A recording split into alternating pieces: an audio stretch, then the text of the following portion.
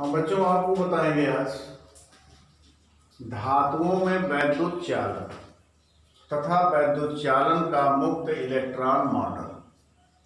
वैद्युत चालन पहले ही आपको बताया जा चुका है। आवेशित कणों का एक स्थान से दूसरे स्थानांतरण ये कहलाता है वैद्युत चालन। और तथा ये गतिमान आवेशित कण आवेश वाहक कहलाते हैं। अब इसका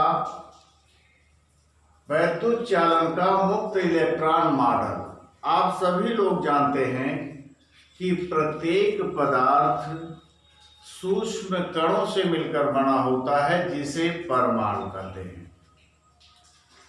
परमाणु के केंद्र में एक नाभिक होता है जिसमें प्रोटॉन और न्यूट्रॉन पाए जाते हैं।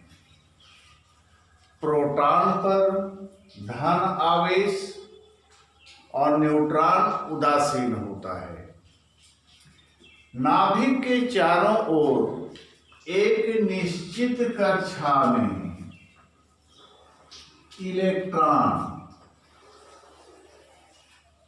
चक्कर लगाते रहते हैं, यानी परिक्रमण करते रहते हैं। जो इलेक्ट्रॉन नाभिक के सबसे नजदीक होते हैं, नाभिक उन पर प्रबल आकर्षण बल लगाता है, अर्थात वो नाभिक से कसकर आबद्ध रहते हैं।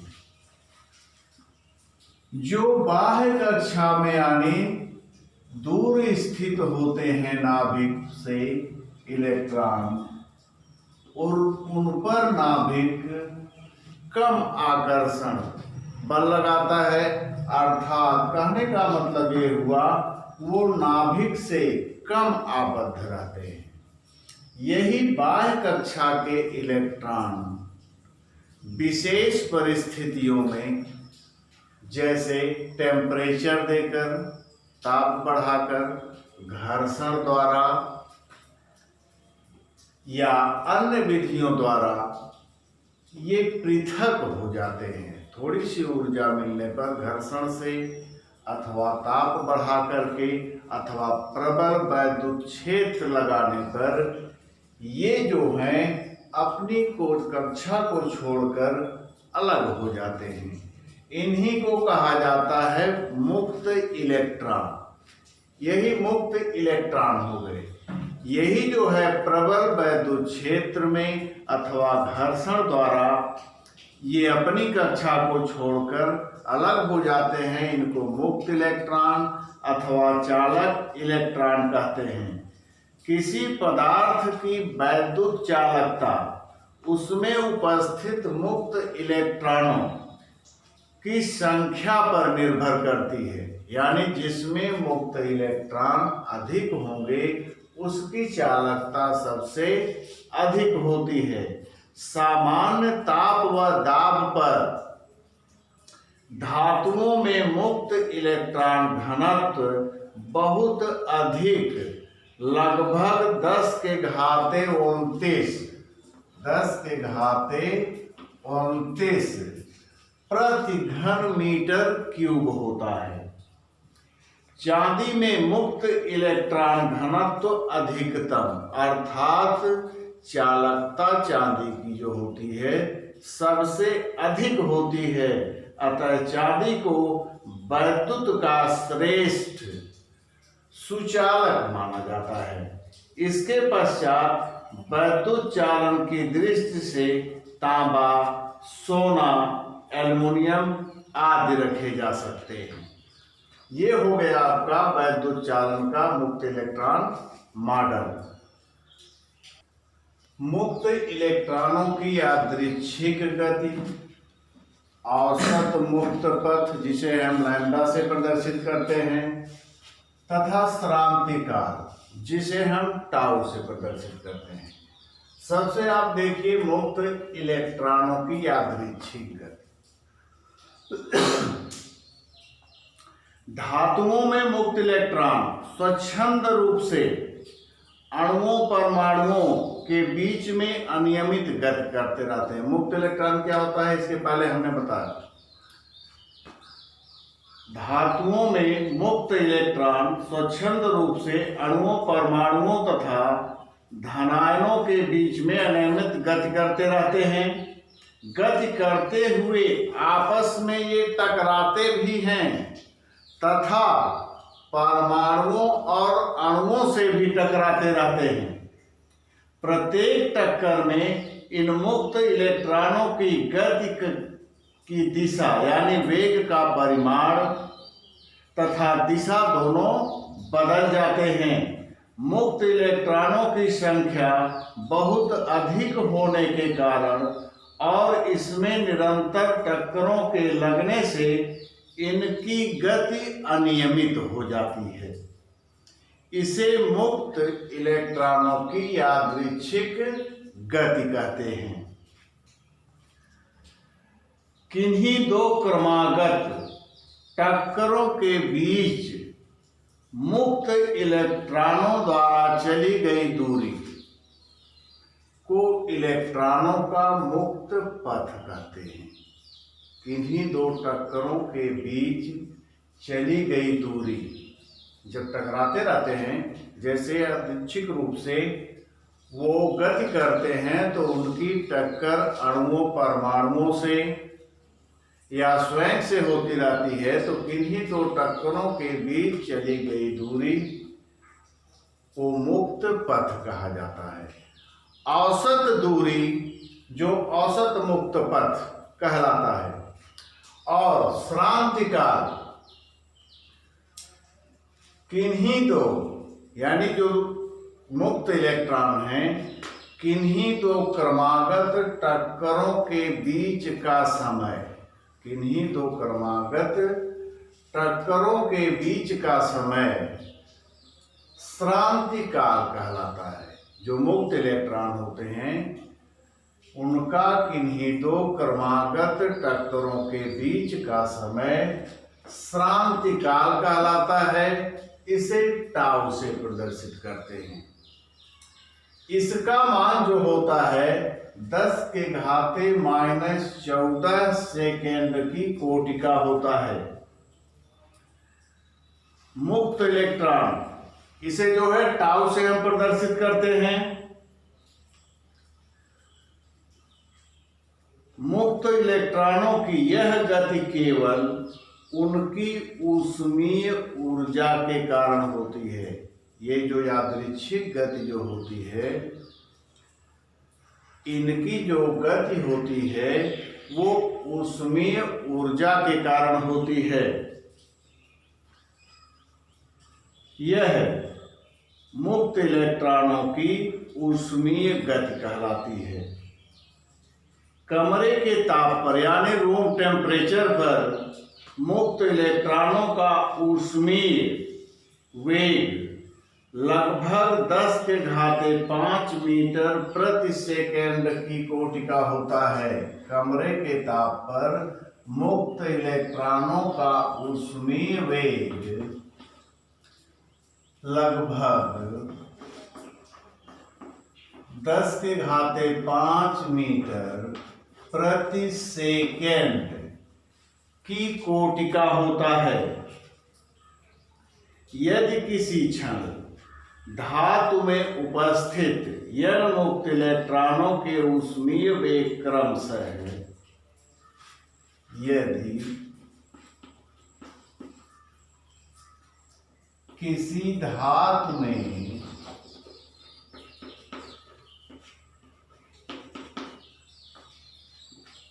कमरे के ताप पर यानी रूम टेम्परेचर पर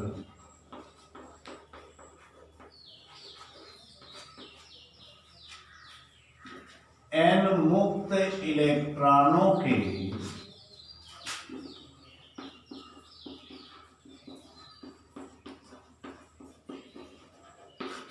ऊष्मीय वेग क्रमशः U1, U2, U2 U3 dot dot UN हो तो उनका औसत ऊष्मीय वेग शून्य होता है। तो उनका औसत ऊष्मीय वेग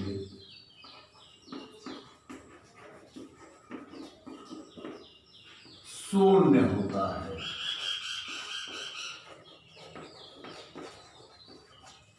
अर्थात ये ध्यान रखिए आप, यदि रूम टेम्परेचर पर किसी धातु में L मुक्त इलेक्ट्रॉन है तथा उनके ऊष्मीय वेग क्रमशः U1 U2 U3 dot dot UN है तो उनका औसत ऊष्मीय वेग शून्य होता है। इसको ध्यान रखिएगा।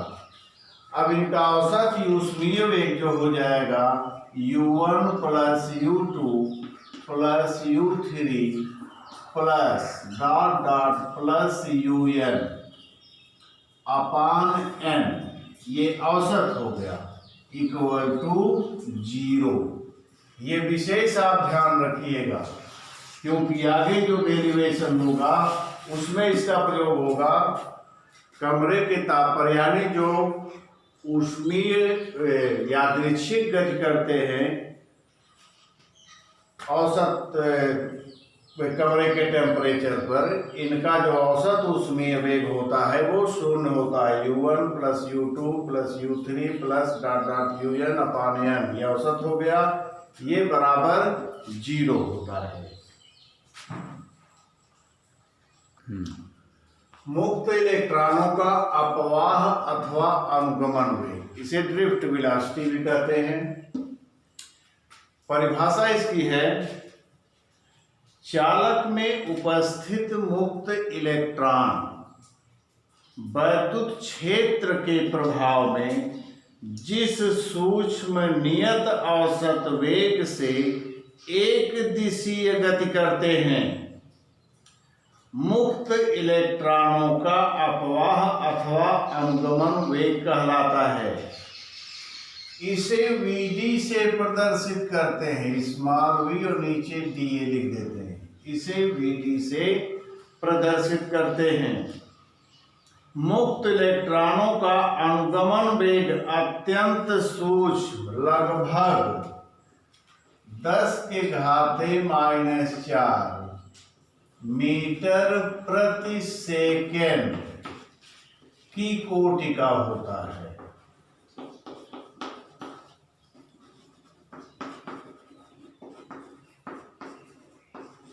एक बार फिर इसकी परिभाषा सुन लीजिए।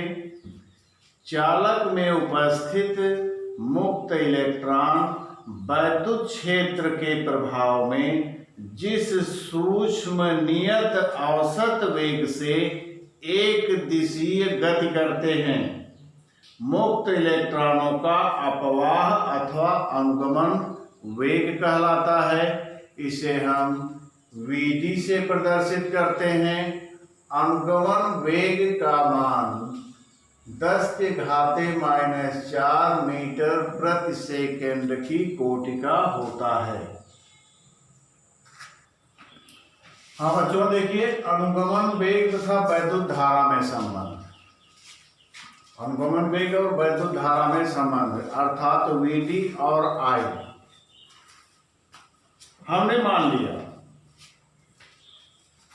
एक चालक छड़ PQ है जिसकी लंबाई L है, अनुप्रस्थ काट का क्षेत्रफल A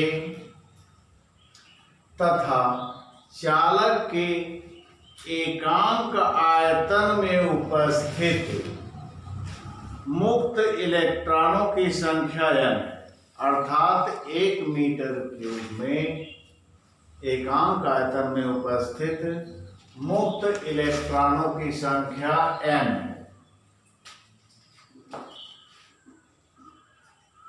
चालक की लंबाई l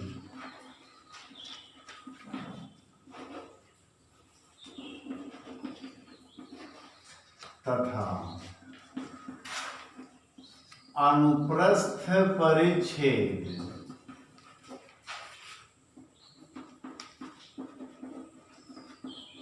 ए एकांक आयतन में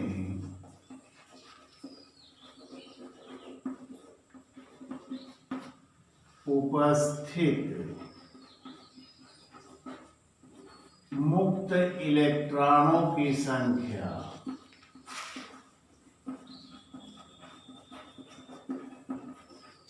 n। जब चालक के सिरों पर विभवांतर लगाया जाता है तब उसमें धारा I प्रवाहित होती है, जिसके कारण चालक में उपस्थित मुक्त इलेक्ट्रॉन अनुगमन वेग Vd से धारा के विपरीत दिशा में गति करने लगते हैं। इस प्रकार चालक में उपस्थित कुल मुक्त इलेक्ट्रॉनों की संख्या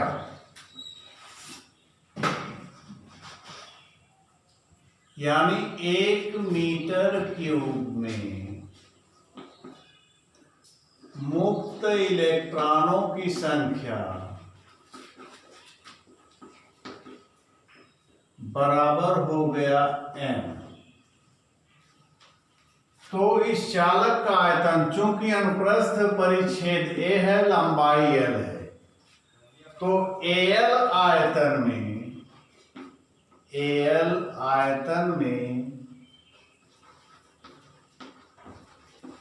मुक्त इलेक्ट्रॉनों की संख्या बराबर हो जाएगा NaL। चूंकि 1 मीटर क्यूब में मुक्त इलेक्ट्रॉनों की संख्या n, इसलिए इस चालक का आयतन अनुप्रस्थ परिच्छेद a हो गया, लंबाई l, तो इसका आयतन जो हो गया Al हो गया। Al आयतन में मुक्त इलेक्ट्रॉनों की संख्या NaL हो गई। चूंकि अनुगमन वेग, जो मुक्त इलेक्ट्रॉन है, अनुगमन वेग Vd से गति करते हैं, तो L दूरी तय करने में, यानी L लंबाई को तय करने में लगा समय t बराबर, यानी L दूरी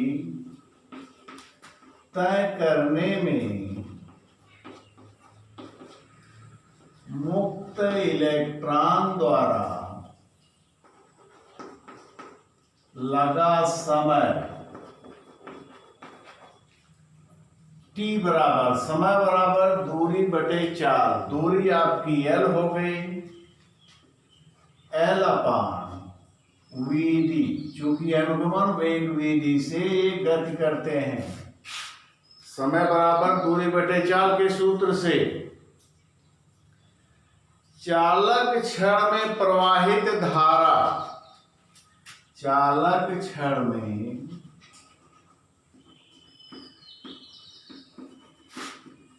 प्रवाहित धारा I equal to Q upon T, वैद्युत धारा की परिभाषा से I equal to Q upon T। चूंकि Q बराबर Ne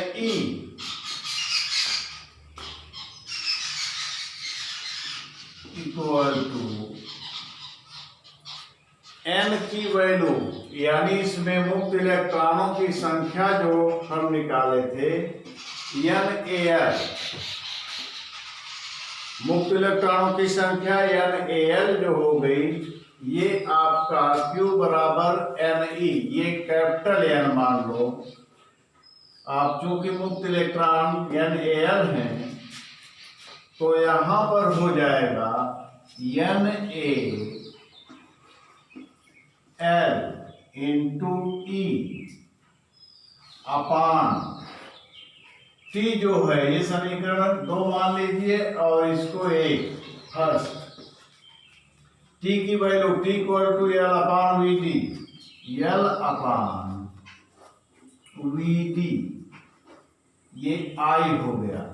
चूंकि एल अपान वी डी है, वी डी ऊपर चला जाएगा, ये हो गया आपका n a l e v d upon L.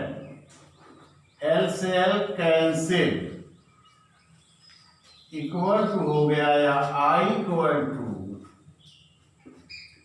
N e a v d, i equal to n a v d, या वी डी इक्वल टू हो जाएगा आपका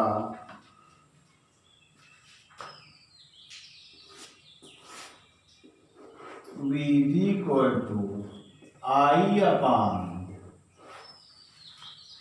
N e a, n e a. यहां पर वी डी अनुगमन वेग, आई उस चालक में प्रवाहित धारा, एन मुक्त इलेक्ट्रॉनों की संख्या, ई इलेक्ट्रॉन पर आवेश, ए चालक के अनुप्रस्थ काट का क्षेत्रफल। यदि चालक छड़ में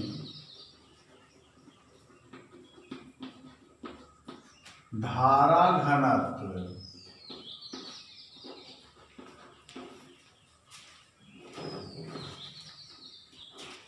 जे है, तो जे इक्वल टू हो गया आई बाई ए। पहले बताया गया आप लोगों को, आई की वैल्यू यहां से आप रख लीजिए, जे इक्वल टू हो गया i equal to n e a v d upon a से ए कैंसिल, धारा घनत्व जे इक्वल टू हो गया एन ई वी डी, धारा घनत्व j equal to n e v D.